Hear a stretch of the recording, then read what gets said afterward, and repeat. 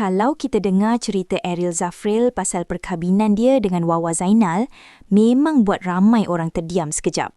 Dia sendiri pernah kongsi, kos kahwin dia dulu sangat sederhana. Tak mewah, tak besar-besaran. Hantaran cuma sekitar RM5,000. Majlis doa selamat pula lebih kurang RM500 saja.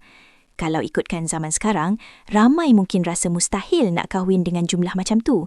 Tapi, Ariel buktikan, kebahagiaan tak diukur pada berapa banyak duit yang dibelanjakan masa majlis.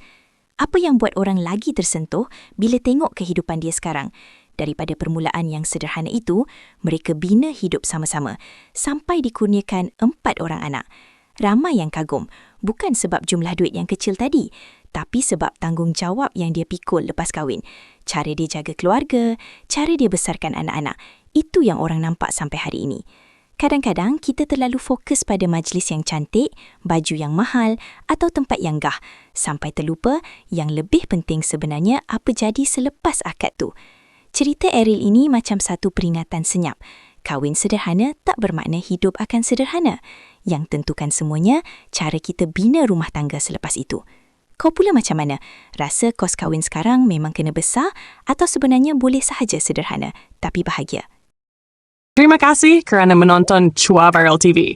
Jangan lupa like, komen dan subscribe untuk terus dapatkan update terkini tentang dunia hiburan Malaysia. Jumpa lagi di video seterusnya. Stay tuned untuk lebih banyak kisah sensasi.